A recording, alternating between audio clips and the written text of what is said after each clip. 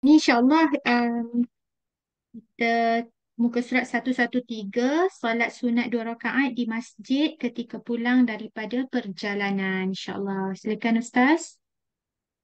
Ini dah buka majlis ya. Dah buka dah Ustaz. Kita bab 6 ke bab 7 sekarang? Bab 7. Bab 7, muka surat 113, solat sunat 2 rakaat. Masih dalam musafir rasanya.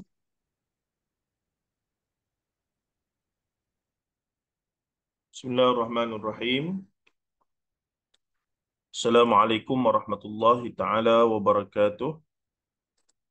Innal hamdalillah nahmaduhu wa nasta'inuhu wa nastaghfiruh wa na'udzu billahi min shururi anfusina wa min sayyiati a'malina. May yahdihillahu fala mudilla lahu wa may yudlilhu fala hadiya lahu. Asyhadu an la ilaha illallah wa asyhadu anna Muhammadan 'abduhu wa rasuluh. Allahumma salli wa sallim wa barik ala Muhammad wa ala alihi wa sahbihi wa man tabi'ahum bi ihsanin ila yaumiddin amma ba'd. Fa inna asdaqal hadithi kitabullah wa khairal hadi hadi Muhammad sallallahu alaihi wasallam wa syarrul umuri muhdatsatuha wa kullu muhdatsatin bid'ah wa kullu bid'atin dhalalah wa kullu dhalalatin finnar atau kama qala an-nabiy sallallahu alaihi wasallam la nabiyya ba'd. InsyaAllah hari ini kita teruskan bacaan dan perbincangan ringkas. Buku yang kita baca ini iaitu 100 Sunnah yang dilupakan, terjemahan maknawinya oleh Doktorah Haifa binti Abdullah Ar-Rashid. Dan hari ini kita masuk berkaitan dengan solat sunat 2 rakaat di masjid ketika pulang daripada safar ataupun musafir. Ini saya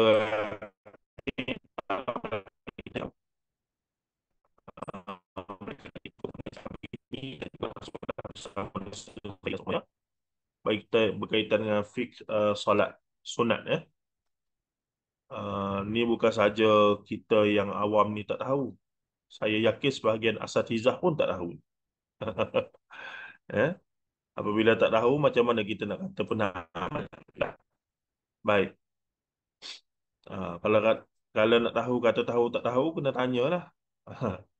Ustaz ada tak solat sunat? Ustazah ada tak solat sunat balik daripada musafir? Nah, Nabi buat. Tanya gitu lah. Dia kata, kalau dia kata memang tak tahu, minta maaf. Okey. Bermaksud dia betul-betul tak tahu. Kalau dia kata, Nabi tak buat tu. Tu.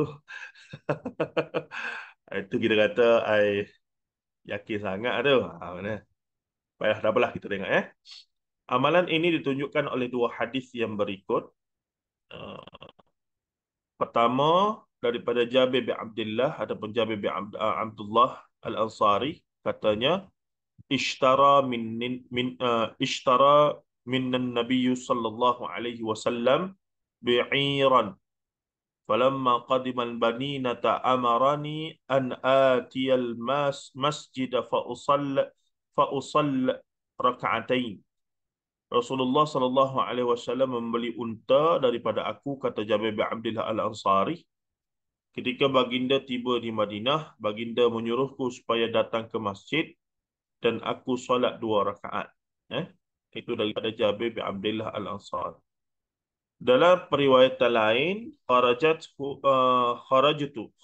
ma'a Rasulillah sallallahu alaihi wasallam fi ghazatin fa'abta'a bi jamali wa a'ya thumma qadima Rasulullah sallallahu alaihi wasallam qabli wa qadimtul bil ghadati faji'tul masjida fawajadtu fawajadtuhu ala babil masjid qala al-ana hina qadimta qultu na'am qala fada' jamalaka wadkhul fasalli rak'atain qala fadakhaltu fasallaitu thumma raja'tu atau kama qala sallallahu alaihi wasallam. Tapi ini sebenarnya bukan lafaz Rasulullah, Dia bercerita pengalaman dia dengan Rasulullah. Jadi yang dialog-dialog ni, hadis ni hadis yang merakamkan peristiwa bersama Rasulullah sallallahu alaihi wasallam. Baik. Siapa kata tu? Jabir bin Abdullah Al-Ansari jugalah.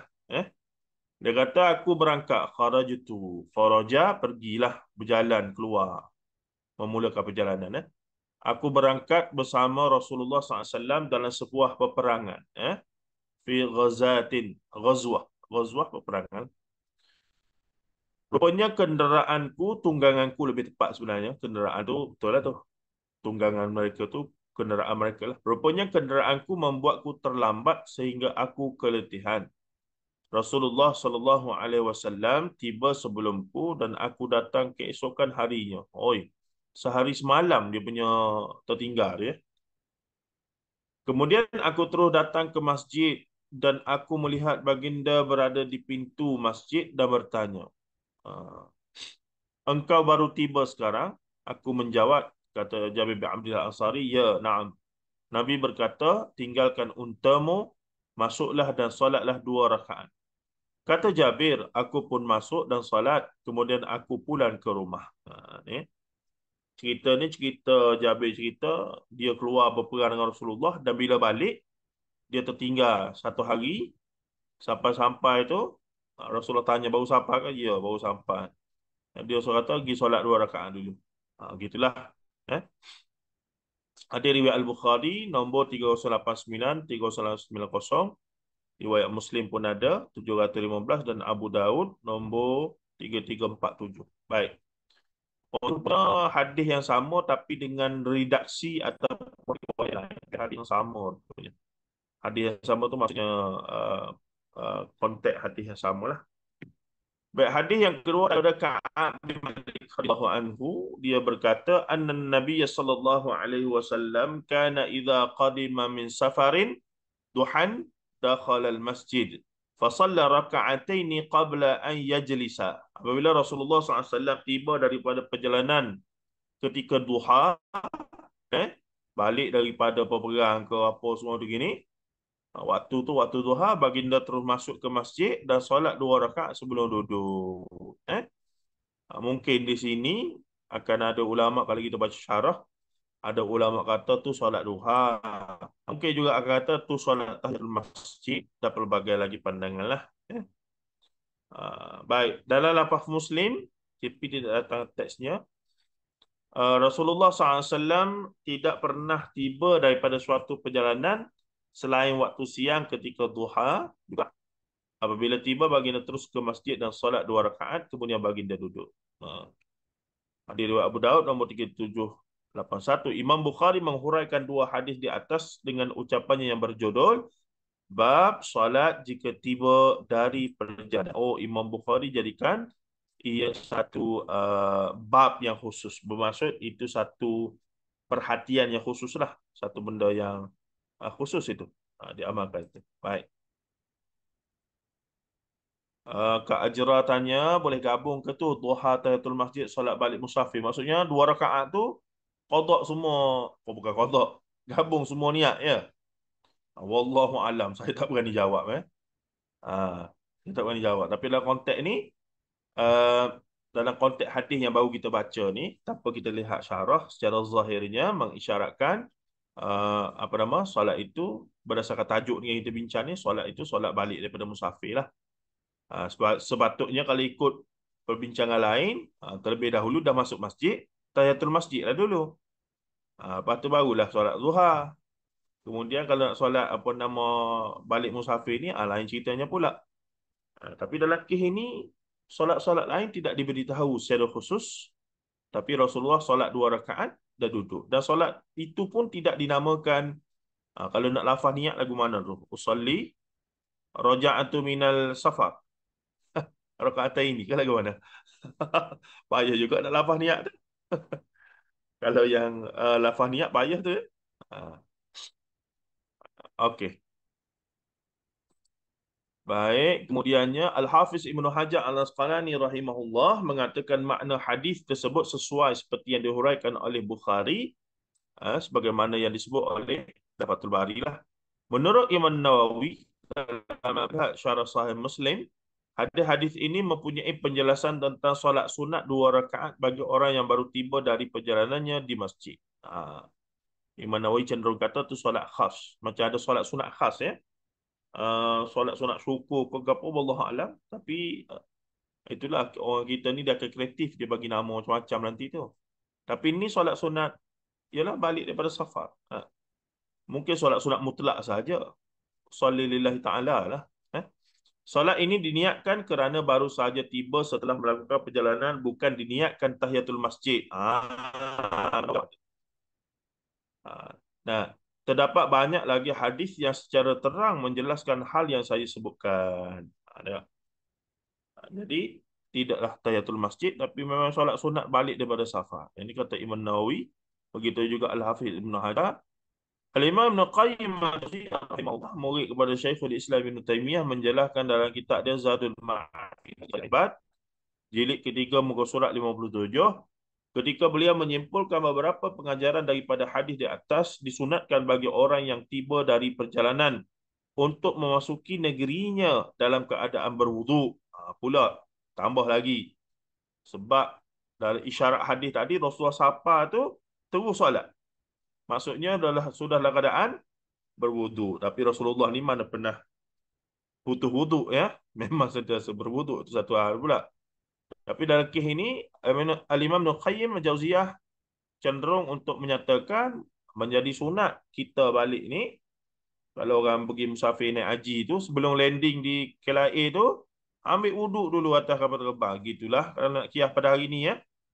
Jadi pada zaman tu, sebelum masuk dalam bandar kota Madinah ke kota Mekah tu, ambil wuduk dulu ataupun dalam keadaan berwuduk. Kemudian menghampiri rumah Allah, masjid sebelum rumah peribadinya, dan solat 2 rakaat. Bahkan kalau Nawawi bukan solat tahiyatul masjid. Memang solat betul-betul kerana baru pulang daripada safar dan seumpamanya. Kemudian duduk sebentar untuk memberi kesempatan bagi orang yang ingin mengucapkan salam. Setelah itu barulah dia pulang menemui keluarganya. Al-Imam Al-Hafiz Ibn Hajar Al-Asqalani ketika menyimpulkan pengajaran tentang kisah taubat Ka'ab bin Malik daripada riwayat Bukhari dan Muslim menjelaskan. Taubat apa? Apa tahu cerita ni? Ka'ab bin Malik bukan Ka'ab bin Al-Ahbar. Ka'ab bin Malik sahabat Nabi yang tertinggal perang. Sehingga dia dipulaukan oleh sahabat. Bukan dia seorang, beberapa orang Tapi untungnya beliau, taubatnya, the regression, dia punya taubat, dia punya sungguh-sungguh menyesal tu, sehinggakan wahyu turun untuk membersih dan menerima taubatnya. Ini luar biasa. Bahkan Rasulullah dan para sahabat lain disuruh untuk pulau. Bayangkan jumpa Rasulullah buat tak tahu. Oh, jam. Dia kata macam, ada sekali kita baca kisah ni secara detail, Ka'ab kata hidup dia ni, kalau bahasa hari ni, macam tak ada makna dalam. Macam teruk sangat, baik matilah daripada hidup. Begitulah. Bermakna perkataan saya lah, perkataan nak bagi faham. Sebab apa jumpa Rasulullah buat tak tahu. Rasulullah yang begitu sekali baik, buat tak tahu. Sahabat-sahabat lain juga, bila bertempur di jalan, menjauhkan diri, buat tak tahu. Oi, lain macam tu. Kita kalau kena begitu dekat apa nama? Dekat pejabat ke apa semua pun, rasa nak tukar kerja gitu juga.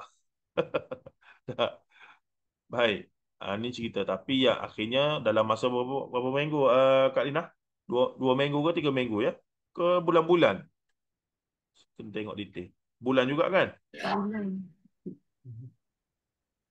Macam mana, Kak Lina? Bulan. Rasanya Sebulan kot.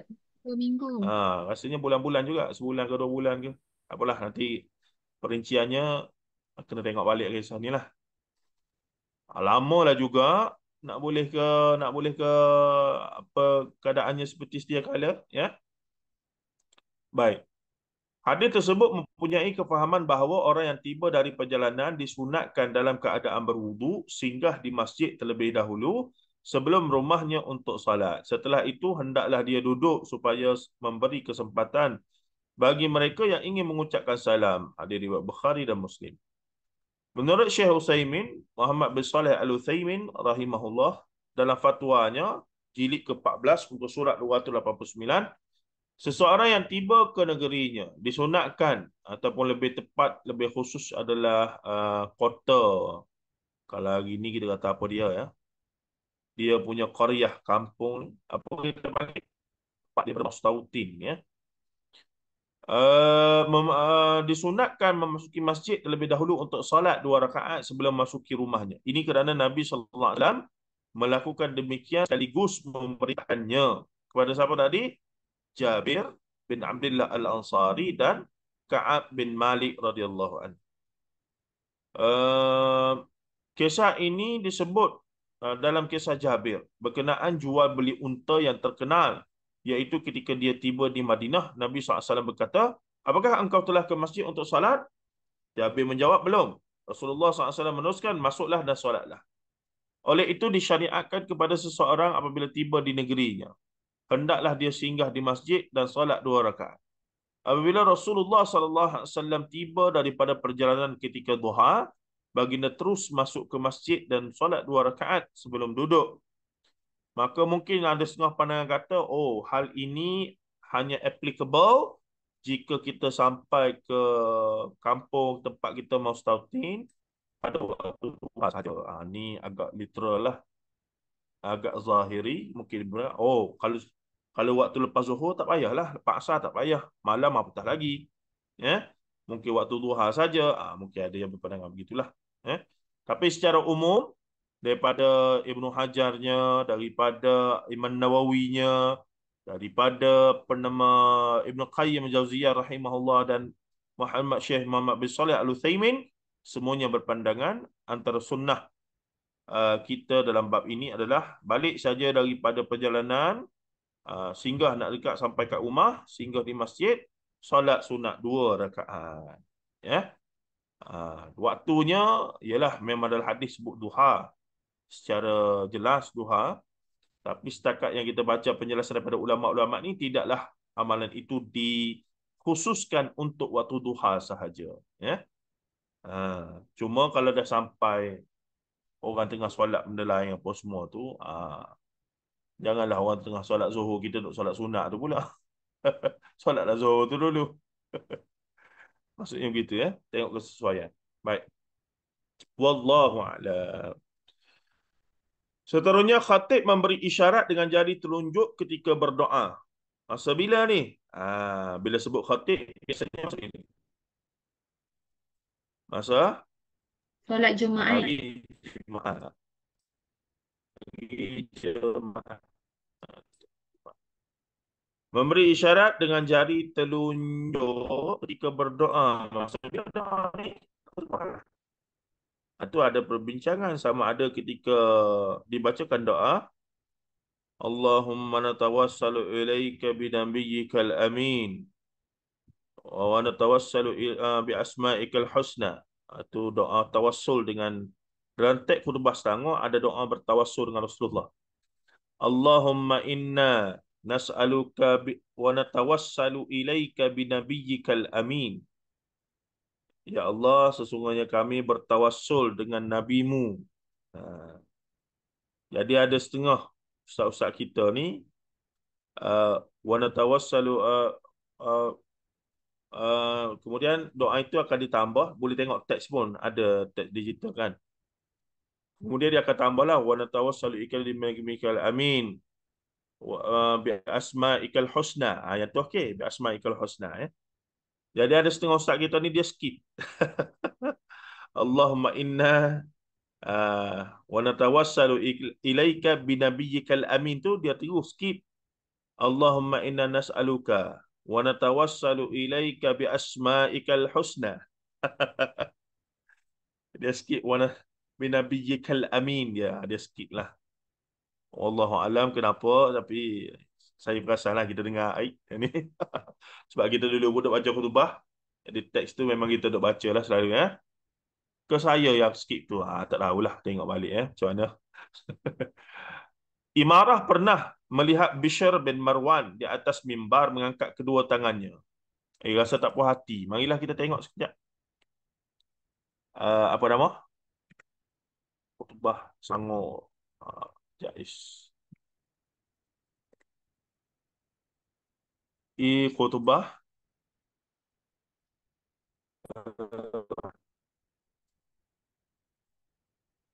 Khutbah, khutbah, khutbah, khutbah. Senarai khutbah. Mana khutbah? Tu gambar masjid tu Ustaz kat bawah tu.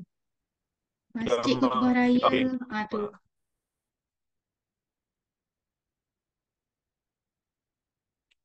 Okey, ni yang tempoh hari ya, ni betul kat akidah pengikut JSB. Ini semua PDF yang boleh di, dan siapa yang berkebolehan menulis boleh tulis ni. Khutbah ya. Boleh tulis khutbah dan dibayar, dibayar. Oh, sekarang ni canggih ya, ada Jawi, ada Rumi, ada Inggeris. Wah, dahsyat. Tengok Rumi je lah kita ha.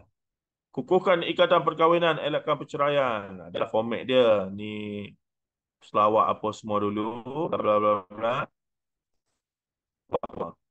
Dan dia tak boleh lebih dalam 10 minit, 5 minit ke 10 minit lah. Okey. Allahumma inna. Tu. Tengok baca dah. Di sini. Khutbah kedua. Alhamdulillahilladzi ja'alana minal muslimin wa razaqna minat thayyibat. Bla bla bla bla. Inna Allah wa malaikatahu yusalluna 'alan nabi ya ayyuhalladzina amanu sallu 'alaihi wa sallimu taslima. Allahumma salli wa sallim ala sayyidina Muhammad. Ini rukun-rukun ni. Allahumma ghafir lil muslimina wal muslimat. Dia ada perbincangan. Masa ni jemaah angkat tangan ke tidak? Yang menjadi arus perdana di sini angkat tangan. Guru saya dulu, Profesor Madya Dr. Fauzi Rahman, Hafizahullah, dia tanya balik, khatib angkat tangan ke tak? Maksudnya menadah tangan. Kita kata khatib tak nadah tangan. Jadi dia kata, kalau khatib tak angkat tangan, kenapa kita angkat tangan?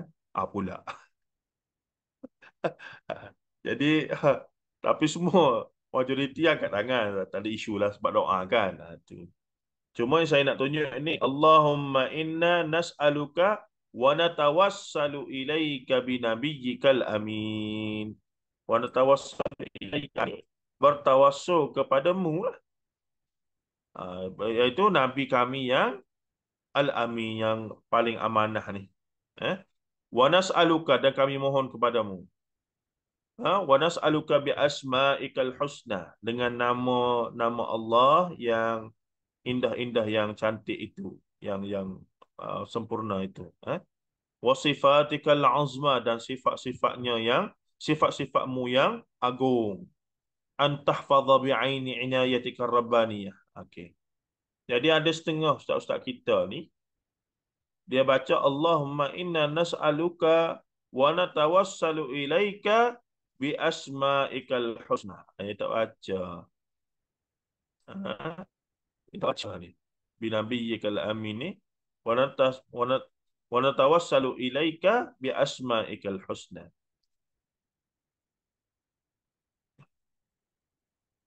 Ataupun dia ilaikan ni tak payah, kerana balik pada Nabi dia. Wa natawassalu bi asma'ikal husna. Ada kisah tu lah. Kenapa dia buat begitu? Panjang ceritanya. Tak apalah. Tengok kat Ojai ni, tak ada pasal saya ni.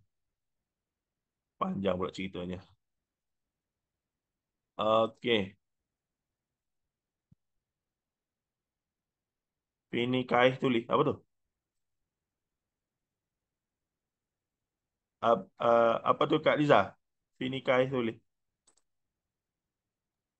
Lekas bahasa Oh, utara. Tara. Suruh tulis khutbah. Bahasa tempatan tu. Okey. Daripada Husain bin Abdul Rahman, daripada Imarah Raibah. Katanya Imarah pernah melihat Bishr bin Marwan di atas mimbar, mengangkat kedua tangannya. Imarah berkata, Allah memburukkan kedua tangan ini kerana dahulu aku melihat Rasulullah sallallahu alaihi wasallam dengan tangannya tidak begitu. Baginda sekadar memberi isyarat dengan jari telunjuknya. Dalam riwayat lain dia berkata pada hari Jumaat. Diriwayatkan juga oleh At-Tirmizi dan Ahmad. Menurut Imam Nawawi rahimahullah, hadis ini menjelaskan bahawa Nabi SAW mengajar supaya tidak mengangkat tangan ketika khutbah. Menadah tangan ketika berdoa ni lah. Ini kata pandangan di siapa yang pergi dengar khutbah di Saudi, di Masjidil Haram, Masjidil Nabawi, tak akan jumpa lah orang-orang di sana. uh, Allah baca khutbah, bila masuk khutbah kedua tu, bahagian doa mereka mengangkat tangan. Menurut Imam Nawawi rahimahullah, hadis ini menjelaskan bahawa Nabi SAW mengajar supaya tidak mengangkat tangan ketika khutbah. Pendapat ini dipersetujui oleh Malik, pengikut mazhab Syafi'i dan lain-lain. Menurut Qadhi Iyad, sebahagian salaf dan sebahagian pengikut mazhab Malikiyah membolehkan mengangkat tangan dalam khutbah Jumaat kerana Nabi SAW mengangkatnya dalam solat Jumaat dan kemudian diikuti orang lain ketika meminta hujan, iaitu solat istisqa, syarat sahih Muslim. Tapi ada ulama yang kata tidak ada masalah, khususnya daripada mazhab Malikiyah. Imam Malik bin Anas punya mazhab. Sebab ada juga isyarat Rasulullah pernah, berdasarkan hadis yang sampai pada mereka, ada keadaan-keadaan Rasulullah telah mengangkat tangan ketika berdoa, khususnya ketika solat istisqa. Tapi nak kiyas solat istisqa dengan Jumaat tak boleh, sebab Jumaat setiap minggu. Cuma yang difahamkan di sini adalah bukan setiap minggu mengangkat tangan itu. Dia ketika-ketika sahaja. Dia bukan menjadi satu amalan yang konsisten oleh Rasulullah SAW. Itu difahami begitu ya. Menurut Syekh Muhammad bin Saleh Al-Utsaimin dalam Fatwa Arkanil Islam, rukun-rukun Islam, nombor 393, mengangkat tangan ketika imam berkhutbah pada hari Jumaat juga tidak disyariatkan. Tegaslah. Ini kerana para sahabat tidak mengingkari Bishr bin Marwan yang mengangkat telah mengingkari Bishr bin Marwan yang mengangkat kedua tangan ketika khutbah Jumaat. Pernah berlaku juga pada zaman siapa ya? Saya baca syarah pada Jami' Tirmizi, iaitu apa nama ni, kitab oleh Syekh Marbawi rahimahullah ni, apa namanya? Bahrul Madhi ya. Pernah berlaku salah seorang pembesar zaman tabi'in ataupun atba'ut tabi'in, dia naik mimbar untuk raya haji ni, untuk khutbah raya. Dia telah berkhutbah terlebih dahulu baru dia solat.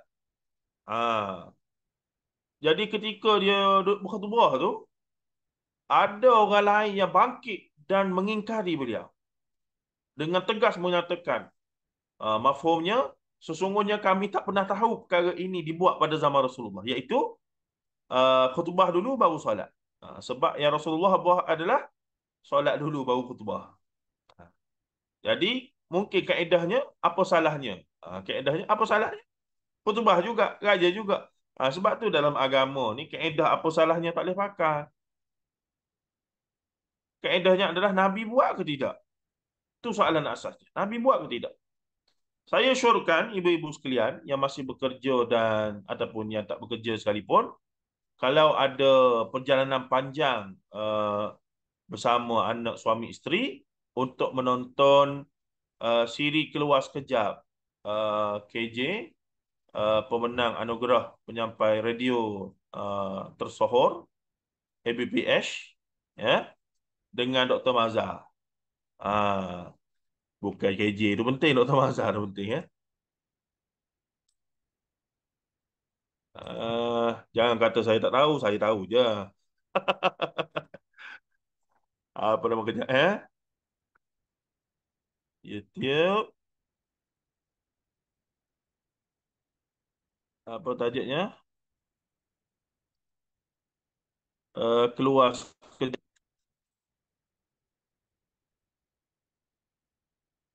Dr. Mazhar. Nih. Konok ya. Sejam dekat 2 jam. Jadi sejam balik, sejam pergi kerja, sejam balik. Kak Lina Khatam lah. Dan kalau rajin sikit, banyak komen-komen di bawah ni. Sedap baca komen-komen ya. Tengok tu. Dulu saya salah faham, salah anggap Dr. Mazhar sesat sebab ramai ustaz-ustaz kampung cakap macam tu. Tapi suatu hari bila saya cuba dengar penjelasan Dr. Mazhar dengan hati terbuka dan berlapang dada, saya semakin faham maksud-maksud beliau. Terima kasih Dr. Mazhar banyak memecahkan kekeliruan saya tentang agama dan hukum hakam melalui pembelajaran hadis. Baru sekarang saya faham apa itu Islam. A very well explained by Dr. Mazhar. I'm a Chinese. I watched this whole episode listening to Dr. Mazhar explaining what is Islam. Wow. Wow, wow, wow. KS. The one and only Sahibul Samah, Dato' Arif Perkasa, Dr. Muhammad Asri, bla bla bla. Macam-macam lah. Okey, ini menarik. Saya bukan Muslim. Lama dah follow penulisan Dr. Mazhar. Pencerahan dan ulasan-ulasan isu-isu semasa yang jelas. Mesej agama yang konsisten. Tidak berpolitik. Tidak pernah menyinggung atau memperburukkan pengaruh agama lain. Atau membuat perbandingan agama-agama lain dengan fakta yang tidak tepat seperti mana kebanyakan ustaz-ustaz lain. Saya berharap KS akan terus menyebut beliau dalam episod-episod akan datang. Jadi worth it lah. If you spend about 2 hours to listen to this podcast, worth it insyaAllah. Untuk spend masa dan share lah dengan kawan-kawan kita yang nampak duk minat zikir menari lagi ke huhu lagi tu boleh lah. Kadang-kadang kita nak ceramah sendiri tak kerti kan. Jadi caranya kita pujuk lah, dengar lah dulu. Cuba kita dengar, tengok apa yang tak betulnya. Nanti kita bincang. Nah, tak apalah, tak setuju tak apa, dengar je dulu. Itulah cara dia. Lepas dengar tapi, kita kata dengar lah, lepas tu kita bincang lah. Cuba dengar dulu. Nah, jadi masalah nak dengar pun tak boleh lah ni. Dia dah tutup telinga. Tak nak, tak nak. Saya tak nak. Macam pengikut Nabi Nuh tu. Tutup telinga dengan sumbat jari dalam telinga. Tu memang payah lah kan. Jadi kita pun kena ada seninya. Tak bolehlah bergaduh. Tak bolehlah menyalahkan, menghukum. Tak boleh. Orang tak dengar apa yang kita dengar. Kalau dia dah dengar apa yang kita dengar, insya-Allah ada perubahannya. Ya.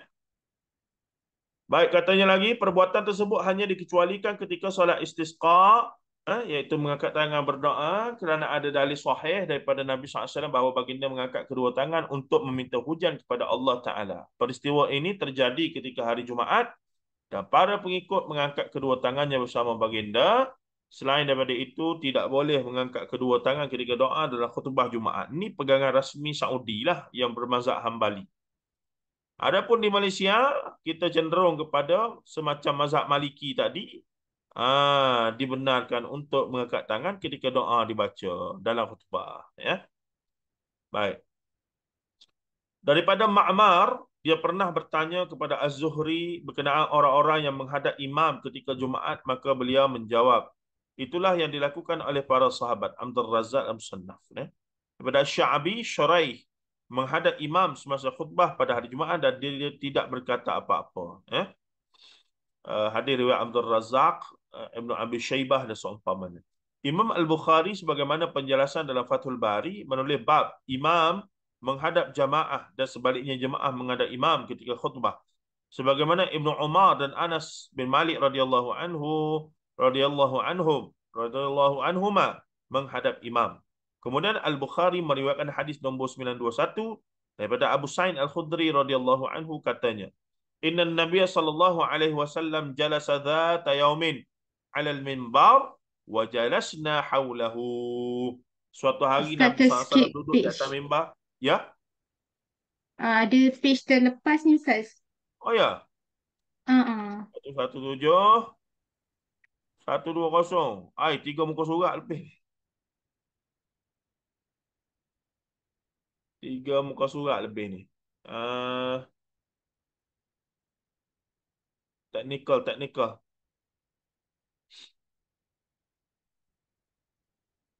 Okey, Ustaz dah hantar dekat Ustaz dah 2 page. Dah WhatsApp dekat Ustaz dah. Okey, Ni okey. dia melekat kot masa kat muka. Masa tengah duk buat tu melekat lah tu. Dia lorak gadus. Oh, Dah hantar kita kat Ustaz. panggil lorak gadus. Bukan hilang ni Kak Liza scan tu. Masa scan tu Kak Liza terbuka yang ke belakang. Okey, okey. Tak ada. Hai. Apa? Sekejap. Sekejap nah. Macam mana ni?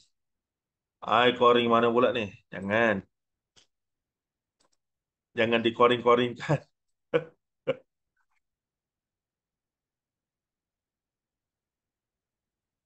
Kita naik sikit. Okey.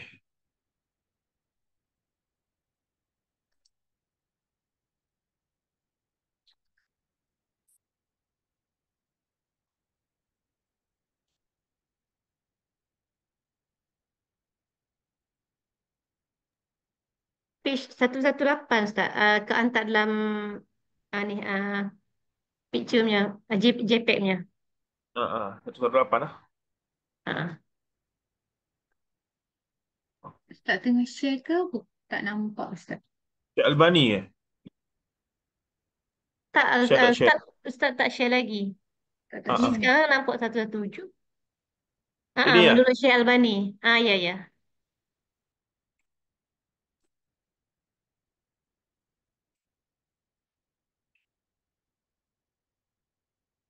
Jemaah menghadap wajah khatib semasa khatib berkhutbah menurut Syekh Albani rahimahullah Al-Albani. Sebab daripada Albaniyah, menghadap wajah khatib adalah sunnah yang ditinggalkan. Silsilah as-sahihah. Syekh Albani menyebutkan beberapa riwayat tentang perbuatan sahabat bersama Nabi SAW yang telah beliau kaji, yang mana riwayat tersebut diperselisihkan oleh sebagian orang. Hadis-hadis yang menjelaskan hadirin menghadap khatib semasa khutbah yang dikatakan marfu' kepada Nabi SAW tidak ada yang disahihkan oleh para imam seperti Tirmizi dan Ibn Hibban. Namun yang sahih adalah riwayat-riwayat yang mauquf, yang ini terhenti kepada sahabat, lafaznya, riwayatnya daripada para sahabat. Ia menjadi dalil yang jelas bahawa perbuatan menghadap khatib ketika khutbah adalah perbuatan yang telah tersebar di kalangan sahabat. Itulah amalan sahabat ketika Nabi SAW berkhutbah. Mungkin tidak ada riwayat yang kata Rasulullah suruh menghadaplah aku ketika aku berkhutbah. Nak cari hadis tu secara zahir begitu mungkin tak ada. Tapi sahabat kata kami dulu bila dengar Rasulullah khutbah, kami menghadap kepada Rasulullah. Jadi ini menjadi sandaran lah. Kita menjadi sandaran kalau khutbah, sunnahnya menghadap kepada khatib yang membacakan ataupun yang berkhutbah. Sepatutnya berkhutbah lah, bukan membaca. Menurut Ibn Munzir dalam Al-Awsat, jilid keempat, muka surat 7574, para ulama bersumberkan pendapat bahawa imam sepatutnya dijadikan objek perhatian semasa khutbah. Dipanggil apa? Center of attention, ya, ketika khutbah. Antara yang memegang pendapat ini adalah Ibnu Umar, Anas bin Malik, Syuraih dan Atha bin Abi Rabah. Kemudian pendapat mereka diriwayatkan sebagai inilah ucapan Malik bin Anas, Sufyan ats-Tsauri, Al-Auza'i, Sa'id bin Abdul Aziz bin Jubair, Ibnu Jabir, Yazid bin Abi Maryam, Syafi'i, Ishaq bin Rahuyah atau Rahawai dan ashabur ra'yi, iaitu para pengikut Imam Abu Hanifah. Pada asalnya mereka sebenarnya tidak berselisih pendapat dalam soal ini. Okey, satu lagi. Cuma ada perbincangan sikit ya. Semenjak kita canggih ni, kerajaan apa semua memperkenalkan apa nama? Projektor ya. Ada slideshow apa semua ni. Jadi memanglah membantu.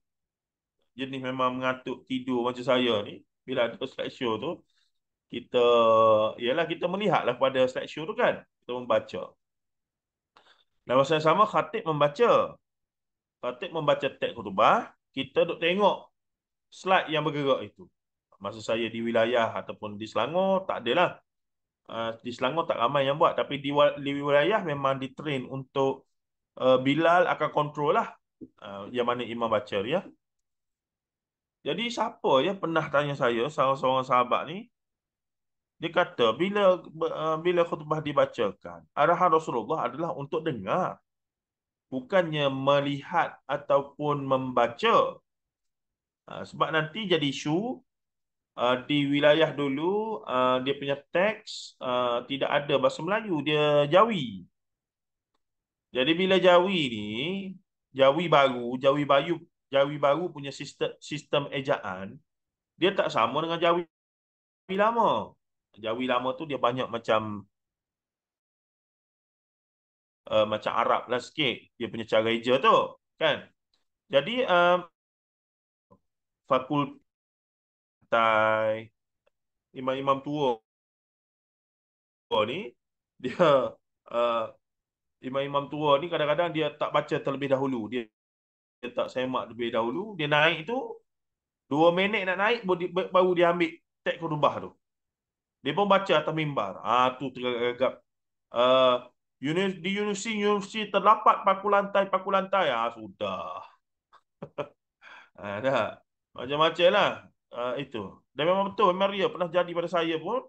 Ada. Kita tengok. Oh, siam betul. Ada kawan saya seorang tu sampai terdiam 10 hingga 15 saat. Dia terdiam. Tak boleh nak baca. Apa? Rupanya individualistik. Punya individualistik. Dia pergi eja tulisan Jawi. Alih ya nun indi, daya individual. Terbenung kawan tu. Tu saya mengambil pengajaran. Saya akan baca awal dan mana-mana ejaan yang payah tu saya akan tulis dululah. Itu lebih selamat daripada duduk. Atas betah ada atas mimbar tu. Jadi kalau ikut hukum asalnya, kita mendengarlah. Mendengar dalam arti kata memberi perhatian kepada khatib. Apa yang disampaikan, apa yang dibaca itu sepatutnya. Kalau baca tu dia jadi macam duk cari kesalahan pun ya juga. Kenapa tu imam ni skip ni? Dia skip ni. Dia bila tak baca bagai tu lah. Tu satu inilah. Satu sudut pandang juga yang menarik jugalah. Baik, menurut Imam Tirmizi, menghadap imam ketika khutbah dilakukan oleh para ulama di kalangan sahabat Nabi sallallahu alaihi wasallam. Mereka mensunnahkan menghadap imam ketika khutbah, dan inilah pendapat Sufyan Ats-Tsauri, Syafi'i, Ahmad dan Ishaq bin Rahuyah ada Rahawai. Dalam masalah ini tidak terdapat riwayat yang sahih daripada Nabi sallallahu alaihi wasallam. Macam saya kata tadilah. Tidak ada riwayat yang Rasul kata, bila aku baca khutbah, menghadap aku semua. Itu memang tak ada.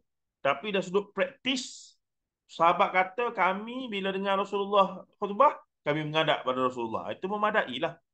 Itu sudah satu rekod. Bahkan ada hadis dah tu. Dia bukan laporan hadis lah. Sebab mereka menceritakan pengalaman mereka bersama Rasulullah SAW. Antara pendapat yang menyebutkan perkara ini adalah daripada Abdullah bin Umar Al-Umari dengan hadis dhaif, iaitu daripada Nafi', daripada Ibnu Umar. Dia selalu menumpukan perhatian menghadap imam ketika Jumaat. Ibnu Munzir meriwayatkan dalam Al-Awsat, Abdul Razak dan Al-Baihaqi meriwayatkan dalam Al-Kubra, Mu'jamul Awsat. Bila Awsat ni Mu'jamul Awsat ataupun Mu'jamul Kabir. Daripada Al-Laits, daripada Ibnu Ajlan, daripada Nafi'. Ibnu Umar menyelesaikan bacaan tasbihnya pada hari Jumaat sebelum imam datang. Jika imam datang, dia tidak duduk, melainkan Ibnu Umar akan menghadap ke arahnya. Sanadnya sahih. Daripada Mustamir bin Rayyan, aku melihat Anas bin Malik datang pada hari Jumaat bersandar ke dinding dan menghadap imam. Jadi, ni orang kata pula, kalau begitu antara amalan sahabat Nabi adalah bersandar di dinding. Ini menjadi modal untuk sampai-sampai bersandar di dinding. Anas bin Malik buat ni. Itu pula. Tapi kena tengok juga ya. Anas bin Malik ni antara sahabat sepupu Rasulullah, bukan sahabat Rasulullah yang panjang umur. Dan dalam riwayat perbincangan lain, kalau ayat tentang puasa ya, ganti puasa dengan jamu orang makan tu, Anas bin Malik ni umur panjang, anak ramai dan harta banyak. Sebab dia Rasulullah mendoakan khusus pada dia tentang hal tersebut. Jadi dalam perbincangan tafsir Al-Azhar, seingat saya berkaitan dengan hukum rukhsah dalam puasa kepada orang sakit, orang tua apa semua tu, iaitu menggantikan puasa dengan jamu orang makan. Apa istilahnya? Apa istilahnya tu? Saya tak ingat lah. Bukan bayar dam. Allahu Rabbi. Apa ya? Qada lah, qada puasa dengan bayar yalah Fidyah. menjam. Fidyah. Fidyah. Tapi dalam kes ini dia bukan fidyah per se fidyah tu. Sebabnya apa nama Kafarah ke uh, apa? apa yang dibuat itu adalah dia tak mampu dah puasa, dia dah sangat tua, umur berapa 80 ke 100 masa tu.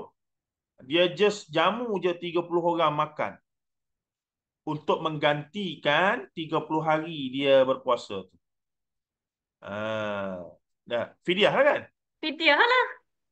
Okey okey okey. Saya Fidyah Ustaz, fidyah.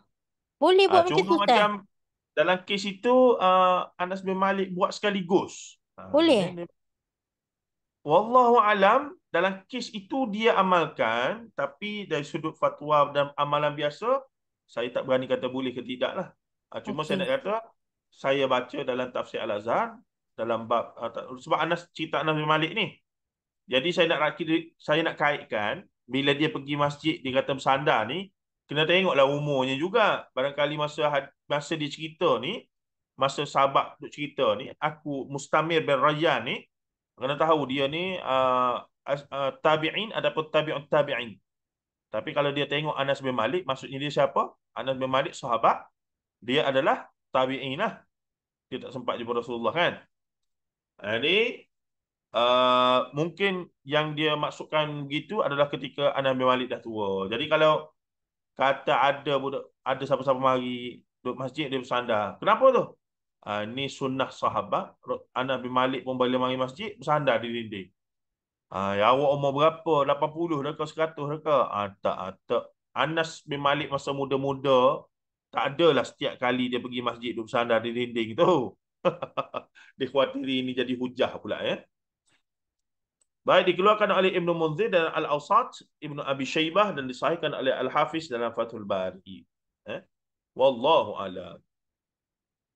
Wallahu a'lam bab ni lah. Baik, balik kepada perbincangan awal tadi. Ini kah? Daripada Ma'mar, dia pernah bertanya kepada Az-Zuhri berkenaan orang-orang yang menghadap imam ketika Jumaat, maka beliau menjawab, itulah yang dilakukan oleh para sahabat. Daripada Sya'bi, Syuraih, menghadap imam semasa khutbah pada hari Jumaat dan dia tidak berkata apa-apa. Fokus maksudnya. Imam Al-Bukhari sebagaimana penjelasan dalam Fathul Bari, jilid 2, jilid 2 muka surat 467, menulis bab imam menghadap jamaah dan sebaliknya jemaah menghadap imam ketika khutbah, sebagaimana Ibnu Umar dan Anas radhiyallahu anhum menghadap imam. Kemudian Al-Bukhari meriwayatkan hadis nombor 921 daripada Abu Sa'id Al-Khudri, katanya inna Nabiy sallallahu alaihi wasallam jalasa dhata yaumin 'ala al-minbar wa jalasna haulahu. Suatu hari Nabi SAW duduk di atas mimbar dan kami duduk di sekitarnya. Lafaz ini pada Imam Muslim, yakni milik Imam Muslim lah. Menurut Al-Hafiz, pengarang mengambil kesimpulan daripada hadis Abu Sa'id Al-Khudri radhiyallahu anhu yang dipetik daripada penafsiran ataupun interpretasi tafsiran lah. Bukan redaksi ataupun riwayat. Ya. Hadis tersebut menjelaskan para sahabat sedang duduk mengelilingi Nabi semasa mendengar ucapannya. Abu Sa'id yang dipetik daripada penafsiran atau menurut Al-Hafiz, pengarang mengambil kesimpulan daripada hadis Abu Sa'id yang dipetik daripada penafsiran atau maksudnya riwayat tu milik sahabat bukan milik Rasulullah SAW, tapi difahami sebagai konteksnya begitu. Ia menggambarkan kedudukan mereka. Hadis tersebut menjelaskan para sahabat duduk mengelilingi Nabi semasa mendengar ucapan. Ia menggambarkan kedudukan mereka ketika melihat baginda. Dan ini tidak menolak penjelasan di atas tadi bahawa baginda berdiri ketika menyampaikan khutbah. Jadi banyaklah hadis ni tengok dari berbagai aspek ya. Mafhum mukhalafah dipanggil. Contohnya, cerita, saya duk ulang, saya tak seronok juga ni. Hadis Rasulullah tertengok wanita lain ya. Jadi ini menunjukkan pada zaman Rasulullah bukan semua orang berpurdah. Bermaksud wajahnya dapat dilihat. Ya. Cuma mereka berpurdah ataupun tutup muka dalam keadaan yang memerlukan lah. Berjalan tengah padang pasir sebagai contoh. Maka ada keperluan. Ya. Dia bukan kebiasaan harian. Tapi kalau pakai pun tak pelik. Sebab itu memang budaya mereka. Gitu. Cuma dalam mazhab Syafi'i yang awal agak tegas dalam bab ini sehingga mewajibkan bercadar ataupun berpurdah bagi wanita. Ya. Itu antara pandangan Imam Syafi'i sendiri tu. Walaupun Syafi'iyah berbeza mungkin, tapi Imam Syafi'i antara yang tegas dalam bab wajah wanita. Baik. Kemudiannya, keadaan berdiri semasa menyampaikan khutbah mungkin bermaksud baginda berbicara dengan duduk tetapi sedang berada di suatu tempat yang tinggi. Para sahabat duduk di sekitarnya dengan kedudukan yang lebih rendah. Jika kedudukan ini terjadi pada waktu di luar khutbah, maka sudah tentulah semasa khutbah lebih layak dilakukan kerana ada perintah mendengarkan dan diam, supaya lebih fokus. Hari ini kebanyakan orang tidak menjaga pandangan mereka bukan ke arah imam semasa khutbah. Bahkan mereka menoleh ke kanan ke kiri. Ini menghilangkan perhatian daripada isi kandungan khutbah dan tidak dapat mengambil pelajaran daripadanya. Mengarahkan pandangan kepada khatib adalah faktor yang membantu kita untuk lebih memahami apa yang disampaikan. Wallahu alam. Kita berhenti situ. Ya. Ini menarik ni. Orang yang mengantuk disunnahkan untuk berpindah tempat ketika Jumaat. Bukan mengantuk dah, memang tidur dah. Kalau mengantuk tu masih sedar lagi. Ini memang tidur dah. Siap bunyi dah. Tak ada apa. Nah, kelakar saya bila ya? Hari Jumaat lepas ke 2 minggu lepas kan? Saya pergi solat di Akademi Pengajian Islam. UM lah. Student bawa masuk ramai. Tapi dia ada sayap belakang tepi tu. Beberapa pensyarah sukalah solat di situ. Dia macam tepi sikit. Saya sampai-sampai dah ambil wuduk apa semua. Ada seorang pensyarah ni. Dia macam mengantuk sangat lah. Satu baris tu dia duduk sandar di dinding. Jadi dia macam duduk mengantuk. Memang dah terlelak lah tengok wajah dia dah. Saya pun mari duduk berdiri tepi tu. Khutbah masih telah sedang berjalan lah. Tiba-tiba dia pun tersedar. Dia tersedar waktu tu adalah penghabisan kepada khutbah pertama. Barakallahu li wa lakum fil Quranil Azim. Untuk khutbah pertama. Dia pun bila tersedar tu, dia nampak saya duduk berdiri. Dia angguk kepala. Dia pun bangun. Dengan menyangka khutbah sudah habis. Aduh, hai. Jadi dia pun berdiri. Dia macam bagi isyarat lah, mari duduk dalam soft sekali. Saya pun rasa tak apa. Lepas tu, tiba-tiba khatib pun menyambung khutbah kedua. Jadi dia pun, Allah. Dia macam apa? Dia, saya Allah, tahan gelak. Aduh, hai. Aduh, terlelap Sedar. Sedar tu ingat kan khutbah dah habis baca khutbah. Rupanya khutbah pertama. Tu. Ingat momen tu saya tak tergelak lah. Nak katanya memang waktu tidur yang mujarab adalah bila waktu khutbah. Orang perempuan yang tak pernah memang tak ada experience. Siapa yang rasa nak ada experience pergilah UIA. UIA ada tingkat 2, 3 tu dia bagi kepada wanita yang nak sebab ada setengah mazhab orang luar Afrika apa semua ni dia memang menurut wallahu alam mazhab mereka apa semua saya tak tahu, saya tak pernah belajar. Mereka dibenarkan dalam mazhab Syafi'i pun dibenarkan, cuma tak jadi kebiasaan, tak dituntut. Dalam mazhab mereka mungkin ada kecenderungan untuk kata sunnah yang disyorkan ke wallahu alam lah, tapi mereka rajin untuk solat. Apatah lagi jika khatib tu adalah scholars daripada luar negara, daripada US ke UK ke, daripada negara-negara Arab ke, yang famous lah, daripada macam tempoh hari daripada Arab Saudi mari Syekh Mahir apa semua tu. Tapi tak tahu Syekh Mahir pergi UIA ke tidak. Biasanya mereka pun akan join jugalah untuk mendengar khutbah dan seumpamanya. Itu menarik lah. Jadi saya tak tahu ibu-ibu sekalian ada pengalaman tak dengar khutbah Jumaat waktu pergi Mekah, mungkin pergi Mekah Madinah. Nah, ramai je yang tu kan. Wallahu a'lam. Okey, kita tengok komen sikit sebelum berhenti. Bab baru masih bab 7. Maksudnya dah habis bab angkat tangan tadi. Tajuk baru, jenuh. Apa tajuk soalan ini masuk bab. Tapi kenapa malah tak? Okey. Saya harus baca awal dan tulis mana susah. Kena baca awal dan tulis mana yang susah. Okey, Jawi. First time dengar Anis hukum edisi Ramadan Isyak khas hukum fidyah. Okey. Awal Ramadan bagi tidak mampu berpuasa, Tapi fidyah ni hanya untuk puasa. Ada saya dengar tempoh hari solat pun dia nak bayar fidyah juga, tak boleh. Solat tu ibadah harian, sedangkan puasa ni ibadah tahunan. Di benda jarang tu sesuai lah dibayar bagi tak mampu semua tu. Okey, kafarah ke Ustaz? Jika tak mampu mereka ke hamba, puasa ketiga memberi makan orang miskin. Ini dalam bab bersama di siang hari tu kan. Berpudah ni ummahatul mukmin masuk makan. Wallahu alam Kak Anis. Dalam bab berpudah ni semua ummahatul mukmin ni berpudah ke tidak? Wallahu alam. Kalau ada maklumat dan dalil yang jelas, kalau ada hadis yang jelas pemakluman itu, kita terima lah. Tapi seingat saya peribadi tak pernah jumpa lah. Mungkin yalah maklumat tu. Okey, saya tunggu anak-anak dalam kereta tepi masjid dan terlena juga.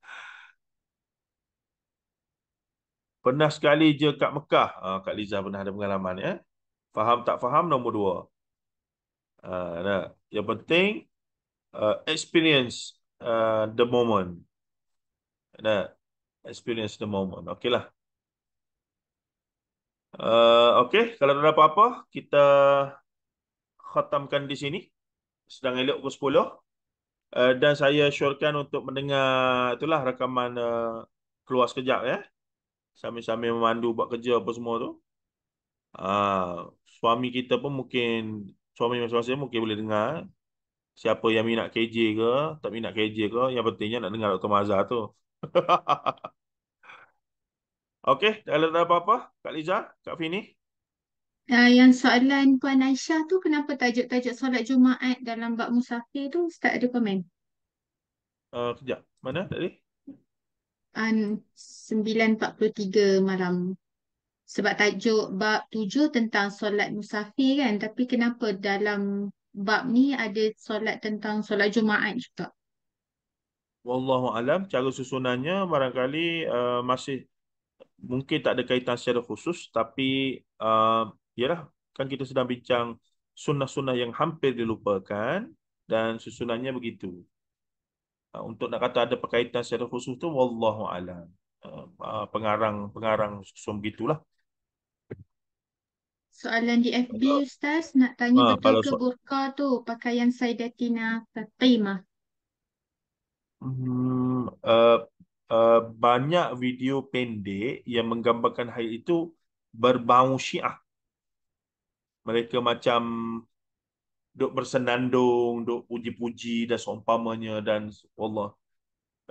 Tapi untuk nak kata ada riwayat khusus Sayyidina Fatimah memakai cadar ataupun niqab dan seumpamanya, macam saya sebut tadi, dalam bab ni saya memang kurang maklumat. Saya tak boleh nak kata ya tidak, cuma kalau pakai pun bukan isu besar, kebiasaan zaman itu. Dalam masa yang sama, yang tak pakai pun tak ada masalah, memang kebiasaan. Saya melihat dia memang pakaian tradisi orang Arab lah. Maksudnya zaman tu kebiasaan pakai kita pakai, ada keperluan mereka pakai. Nak musafir jauh ke, nak keluar rumah pergi pasar ke, mereka pakai lah kot. Tapi sekadar duduk keliling rumah apa semua, mungkin tak pakai. Sekadar nak pergi jalan rumah jiran ke apa semua, dia begitu. Cuma dari sudut mazhab Syafi'i yang asal, barangkali kerana suasana zaman itu, Imam Syafi'i berdasarkan dalil-dalil yang dia pegang, agak tegas dan keras dalam bab ini sehingga menganggap hampir wajib lah. Dia mengambil kira takrif aurat. Wanita itu hanya telapak tangan dan wajah. Tapi wajah pun kena tutup juga. Itu. Dia tegas lah. Tegas sebab tu. Sedangkan perbincangan imam-imam yang lain ataupun dalam mazhab Syafi'i sendiri yang kemudian tidaklah setegas itu. Wallahu a'lam.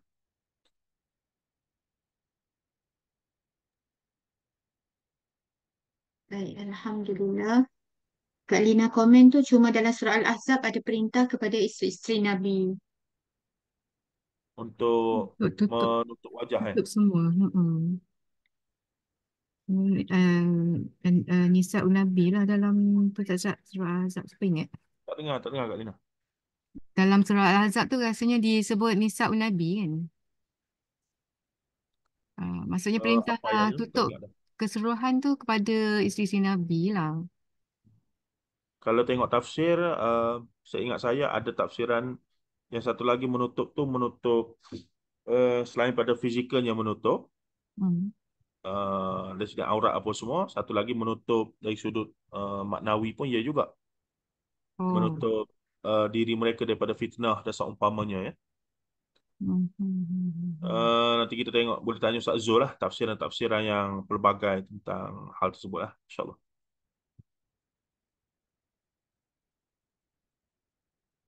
Surah Al-Ahzab. Okey, ada apa-apa lagi? Takat ni dah tak ada soalan dah dekat chat pun tak ada, FB pun tak ada dah rasanya. InsyaAllah kita boleh tutup lah Ustaz. InsyaAllah kita tutup boleh kita dengan tasbih kafarah dan surah Al-Asr. Subhanakallah wa bihamdika asyhadu an la ilaha illa anta astaghfiruka wa atubu ilaik. Wal 'asri innal insana lafi khusr illa alladziina aamanu tawasaw bil haqqi wa tawasaw bis sabr. Okey, terima kasih semua. Assalamualaikum. Waalaikumsalam warahmatullahi Barakallahu fikum Ustaz. Terima kasih semua. Waalaikumsalam. Terima kasih Ustaz, terima kasih Fini, terima kasih semua.